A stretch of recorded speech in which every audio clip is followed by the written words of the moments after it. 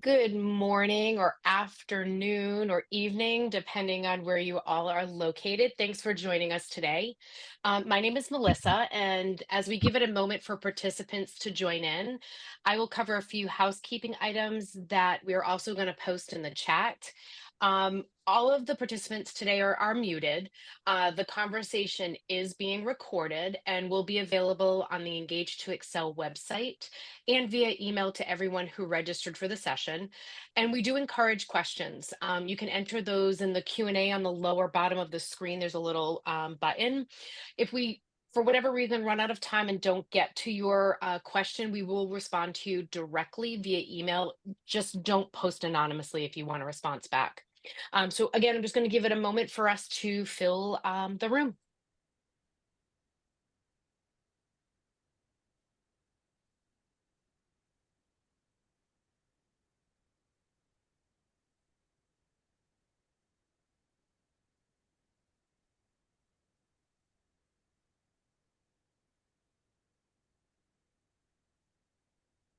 Darren, I'll give it Charles will give it another 30 seconds or so. They still keep coming in. Sounds good.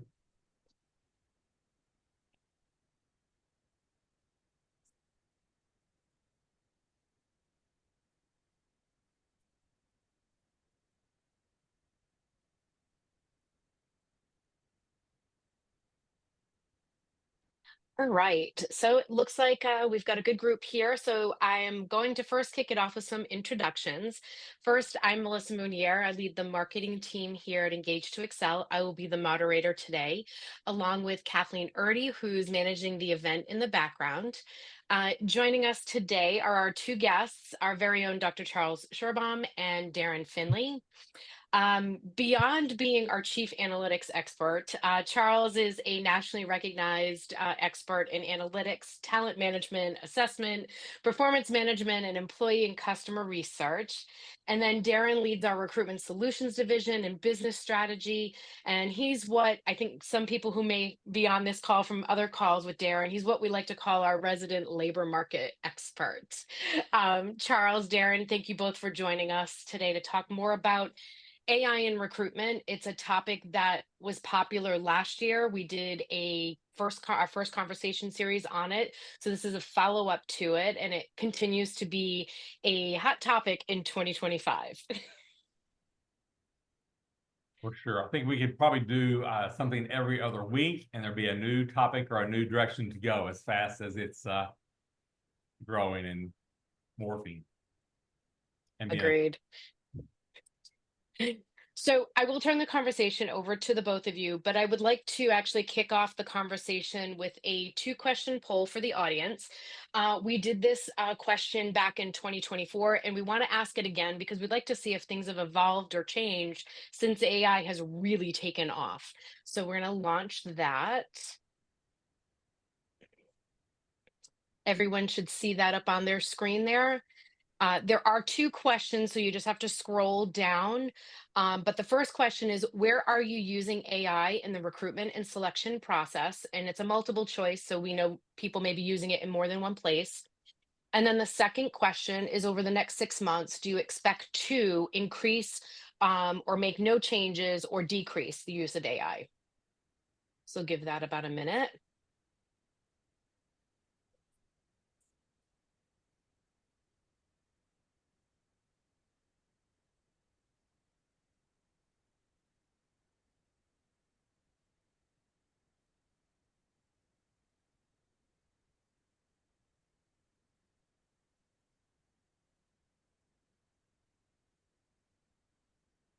All right, got about 10 seconds left to get your answer in. Great. All right, we're going to end the poll and we'll put the results on the screen. So Darren, Charles, if you see anything interesting there. I'm just looking at and trying to compare to the last time that we did this, right? Yes. Yeah, I think what we're seeing is a significant increase in both the sourcing and candidate generation, and screening and assessments really went, pretty far up overall, as well as onboarding went way up compared to where we were, what, 6 months ago, however long, 4 or 5 months ago, however long it was. So that's interesting to see those results. And let's scroll down a little bit.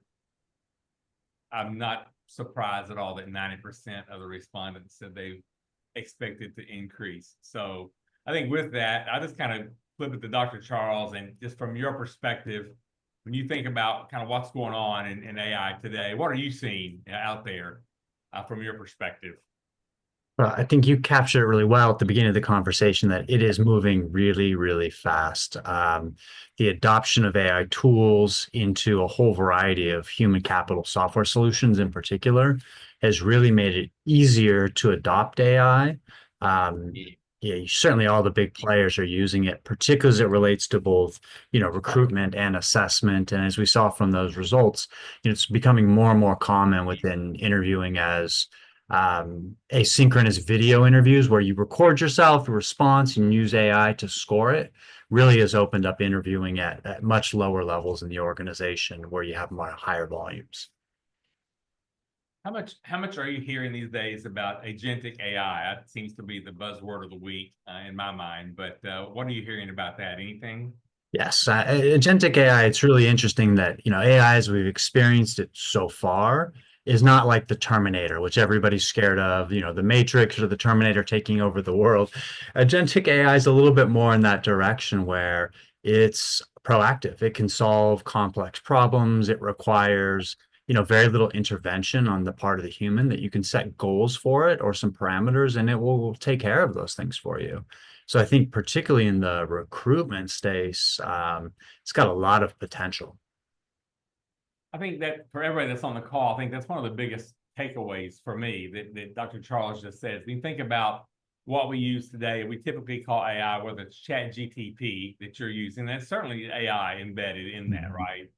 And it's artificial intelligence to some degree, but agentic AI comes back to this really autonomous type of two-way AI, right? So it's using machine learning, it's using natural language processing to really go to the next level and not just answer your questions or give you, an answer. It actually learns from the answers that you give, learns from the questions that are given, and then begins to build, on top of that. So I was looking at some of the stuff that Sam Altman and OpenAI had talked about, this progression of AI, right? And what it looks like. And it starts out with just AI, right? That really is the ability for a machine to imitate someone, right? Mm. This is what I do, this is what it does. And as complex as that is, and as advanced as that really is, it is kind of like the beginning stages of that. So if you talk about answering questions, helping with onboarding, really simple things that go on. And then machine learning takes that to a really different level where it learns from not just the inputs that it had, but all the data that's out there. It can kind of pull everything together. And then you've got, the complex, the deep learning that comes in after that, where you've got complex algorithms that are taking it really to the next level. And the only way I can comprehend all that is I think of Jarvis on the Yes. Tony From Stark. yes, Tony Stark. Yeah, telling you ahead of time what's going to go on, telling you which way to go. It's actually doing a lot of the work for you there. And it is a critical part of, as an individual, how you interact, right? And it is certainly a big help along the way. Oh, certainly. I mean, imagine your team at Recruitment Solutions. So we have a great team of recruiters who are finding talent, but they're also great at relationship building with the candidates and that creating that positive candidate experience. Imagine if we could use an agentic AI to say, find me candidates that have this skill profile. And, let's say, don't worry about education requirements. Don't worry about where those skills were acquired. Just find those people. We'll give the AI feedback of whether it's found those people or not. And then our teams can really spend time building relationships with those candidates. So if they are the right fit for us, we're more likely to have them want to come on board with us and ultimately want to stay. So lots of potential, I think, in our space. When you think about what's happened in the last 4 to 6 months around, assessments and what you're seeing there, and we've talked quite a bit about that this last time. Any significant movement? Has that been minor movement? What are you kind of seeing in that space? Yes, certainly there's people testing the waters on some things that that are off in the horizon. But I would say interviewing and using what I will call you know, unconstructed responses. So, describe yourself. I could type that out and describe myself as opposed to kind of a close-ended, multiple choice type of assessment that describes my personality. So we're seeing much more use of these types of models to score kind of that unstructured data, which is most of the data that's available, whether it's interview responses, whether it's written tasks, resumes, cover letters, you name it. There's a lot of things that are coming out of there. Now, an assessment was designed to measure you in a particular way on a particular thing. Some of these things were not designed for that. So certainly there's a lot of work thinking about where are the limits and the boundaries of what you can or should do. But certainly the assessment space of finding ways that are less obtrusive and just easier to measure people. And when you think, and we talked a little bit about this last time, Charles, but when you think about reducing bias, in the Yeah. process itself, right? How do you think AI is going to facilitate that, both Yeah. short and long term? Yeah, I mean, certainly standardization is a key to helping reduce bias, provided that that standardization doesn't bake bias in. And that's been one of the challenges with using historical data to train AI. If there are forms of bias that are built in terms of, let's say, how we view people in particular roles, that can perpetuate. So one thing about AI that's really interesting is you can use AI to assess AI. So I know of applications where they may use AI to summarize, let's say, narrative performance evaluations. And then on top of that, apply another AI where we will double check to make sure there's no gender biased language in it or that we're not describing female leaders different than male leaders. So there's lots of interesting ways of doing it. But something that really requires a really keen eye to make sure that things that might have been happening in the past that may not have been fair aren't being perpetuated, in the system. And certainly that the trick with AI is you don't always know what it's picking up on. And so we have to be really careful to ensure that it's not picking up on things that are related or kind of proxies for, use of characteristics that would be illegal or unfair to use. It's interesting that you kind of bring that up. And I think Melissa Breen, I think, posted something in the chat about we're limited in how we can use it by our legal department. And then this morning, I'm going to look at my phone just real quick because I saw something that someone posted on LinkedIn where the UAE regulations in the UAE are going to be fully governed by AI. They've just launched the first AI-powered regulatory intelligence office, and Wow. so evidently they're in the UAE, they've got the ability, and they're going to be using AI to accelerate legal reform, impact real time, and now do an analysis of the impact of laws and the changes, and then go find conflicting laws and conflicting regulations that are Yeah. out. So it takes so much to go through. So it's interesting that we're handcuffed to some degree or cautious at another degree, right? You got cautious or handcuffed, right, with your Yeah. legal. All of a sudden, AI is going to come in and try to level set that and create boundaries and create, situations where the bias is significantly reduced or eliminated, overall.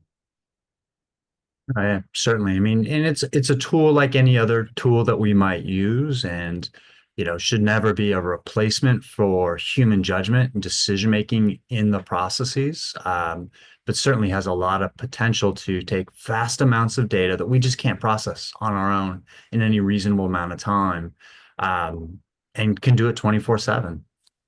So lots of uses as a tool, but obviously it's untested waters. And I saw as the chat, the legal concerns are very real and unfolding, and it's going to be a while, I think, before we really know kind of the legal framework around which AI. But most of it, all of the laws we have in place governing employment and employment practices, they apply whether I'm using a traditional tool or an AI tool. So it's just more complex, but in many ways the rules of the game are unchanged. Yeah. And I think one of the things that we may begin to see, whether it's formalized or not, I think eventually will become formalized, is this AI executive in an organization. If Mhm. you think about how we're using it in recruiting today and how HR is using it, and then how is the business going to be using it? How is finance and accounting using it? How are manufacturing operations using it even more, right? And it seems today to be very siloed, just from my perspective. Again, I'm in recruiting, Yeah. I'm just seeing that, but it seems to be very siloed. But I think that in the future, you're going to have maybe an AI champion to start, or an ambassador, right? And that moves into a strategic role, and maybe even a compliance role, long term. But with the person, I guess Melissa Breen asked the question, legals, kind of putting handcuffs on us, or maybe guardrails that we may Mhm. have. Then you think, well, how do I partner then with legal? How do I partner with my accounting team? How do we get together and go, here are the guardrails we're going to use in our organization, and here's where we're going to be able to test and fail. Because I think any kind of adoption that comes in, you've got to have the ability to fail to some degree. Yeah. Really have to be careful when you're talking about hiring, and the regulations around hiring and fairness and all those things that need to be maintained, in a good process. Yeah, and especially if you have which I would recommend, a local installation of your own AI, you have the ability to test it using your historical data to the degree it exists, or what they call synthetic data, is where if you have a limited data set, you'll create a data set based on that to test it out. And so experimentation has to be the key. But obviously, from one of the concerns I think of a lot of legal departments is, most of us are familiar with the commercially available tools that are public and consumer facing, like ChatGPT, Copilot, Gemini, Claude.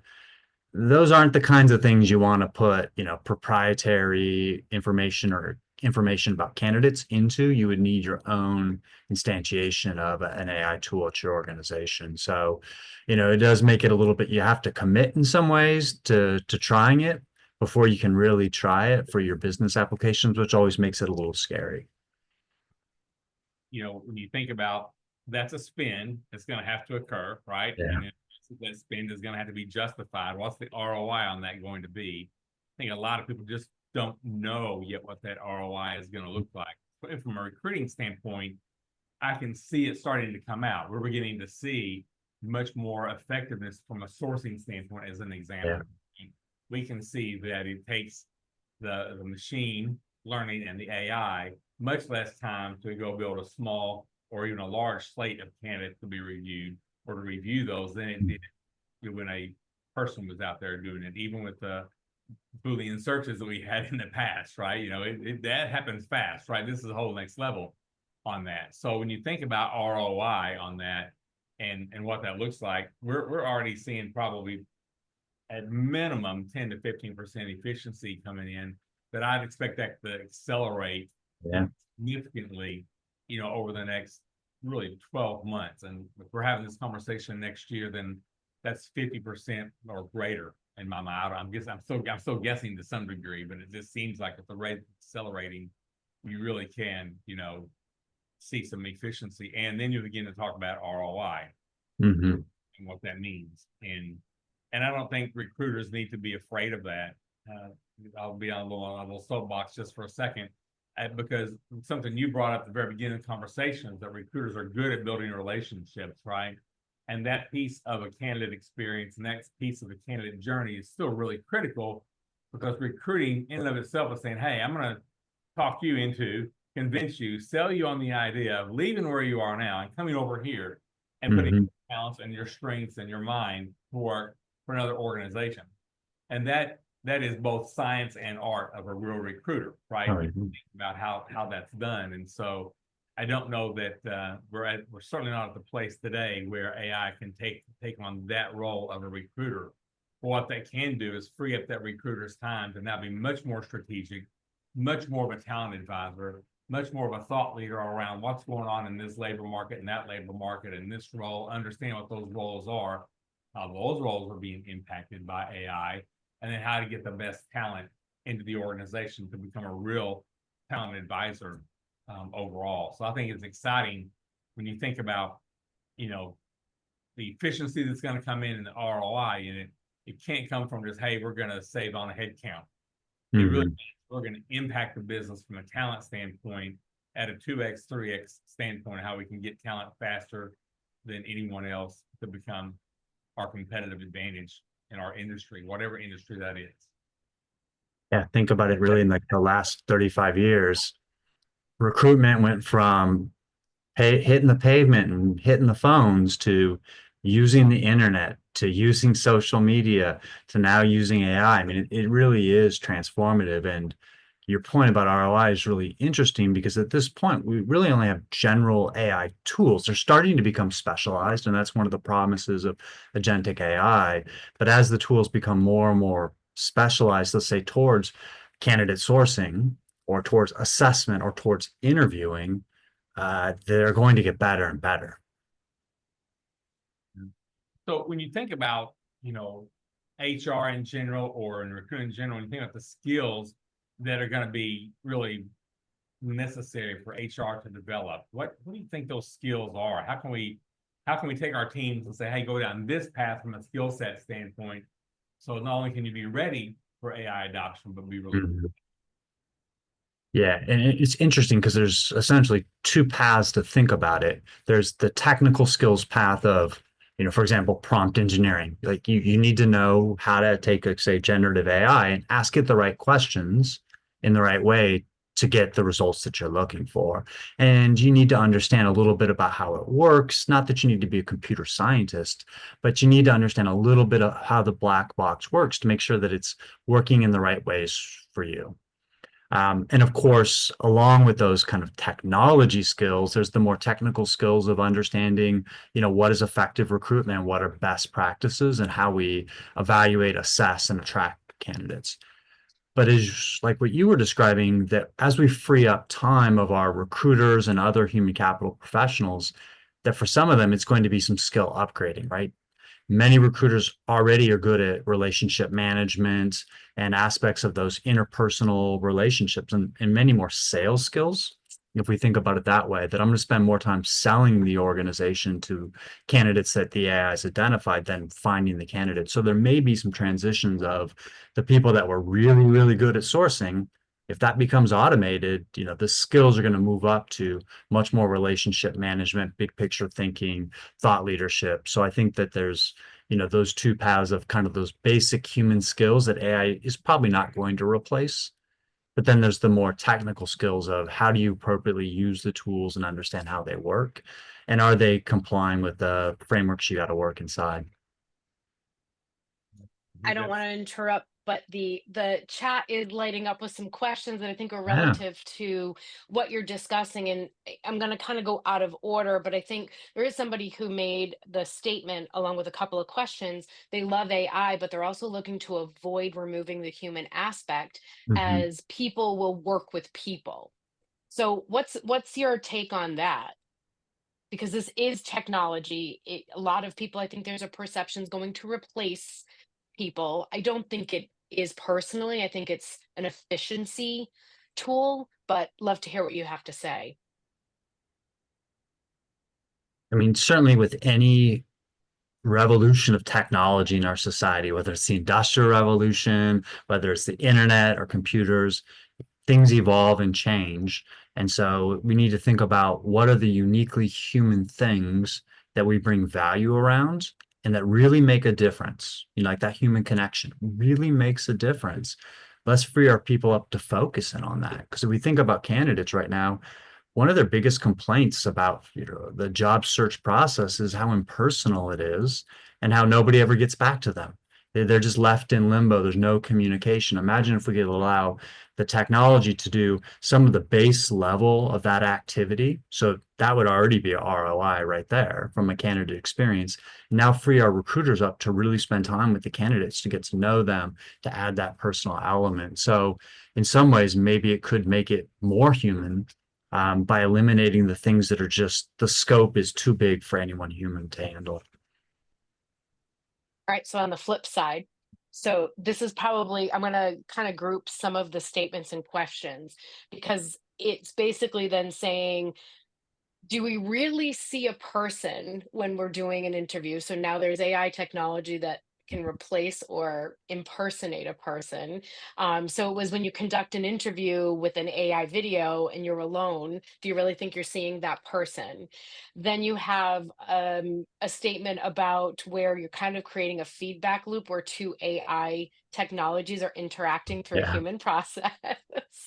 So it's like you just wonder, and then you've got tools that will help the candidate write a specific resume to match a specific job description where you're taking out a lot of that thought process. So that's the opposite, maybe the, challenging side to using AI is you see this. So I don't know if you have And any, what have yeah. you seen from your perspective? Well, we absolutely see that with everything you just described, Melissa, that you got AI answering questions. We've even seen people that are doing a video interview. It's me. I'm not AI. I'm real. I'm live here. But I've also got AI up. And then you ask me a question. It's going to give me the answer before you're finished basically asking the question. And so I can just read that answer right back out. Really smart, Unfortunately, I didn't have that on today to answer this question, but it makes it much more difficult to really validate the veracity of and the integrity of the candidate's responses, right? So I do think until we're much further advanced in our usage of AI, it does take that human to discern and go, okay, here's an assessment that was done. Here's pre-screening questions that were done. Here are the video interview results that I did and the conversation that I had that was maybe not scripted, right? To help me make the best possible decision around, is this the best candidate to meet the skills that I need, the culture that we have, the competencies that are important in this job, and having them successful in the role, and then let's take them forward in the process. So the question of they're going to replace everybody, I don't think so. I think it's going to help make it more efficient. And using AI to evaluate AI, well, that's coming, and it's not going to go away, right? But how we use it, how we adopt it, and how we use that to make decisions are really going to be, important, along the way. Good. And it's funny, someone just asked, we have hiring managers who feel that the candidates are reading answers to interview questions from AI. So they're concerned. That is a big concern. I guess while I don't have experience from the recruiting side in the sense of being, involved in that from a marketing perspective, I will say this is a tip. There are algorithms. You can tell the responses and how the responses are written. So just maybe do a little extra research on typical AI responses that could help your team. So doing it as a help to, okay, this person might be using AI based on how this was responded. So it is an educational, I think, training. There was a question that was asked about, 24% of the people didn't respond to using AI. So that is still a big gap, but I think we lend it to the challenges of having the right people educated on the tools that are there. What are those guardrails we need to put up, and using them in an appropriate way. And I think that the last person in the chat, the point, asking the question again and then asking questions about the answer. It's called probing questions, right? Right. Yeah, We use good probing call. questions, from the dawn of interviewing, right? And so as a recruiter, using your skills around probing, being curious, asking again, and tell me about that, and ask again why and how, so you dig deeper, so you really do understand, the experience and the skills that individual has. It really is critical to have that discernment, I think, is the best word that I can come up with today to use while you're having those conversations. Good.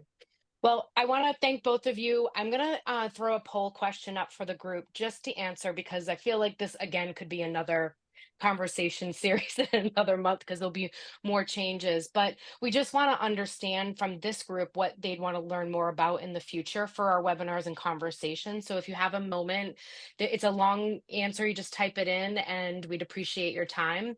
And while people are doing that, Darren, Charles, thank you so much. This is such an interesting topic, like someone put in the webinar chat. I love talking about this because I feel like I learn something new every week about AI, but we appreciate you guys coming out, and we appreciate the audience for tuning into us and actually being involved in the conversation. Yeah, absolutely. Dr. Charles, as always, you bring so much knowledge, and we just thank you for being here and and helping us all become a little bit smarter when it comes to this. I'm sure we'll be back and have another conversation around this in the coming months. So I'm looking forward to that as well. Thanks so much, everyone.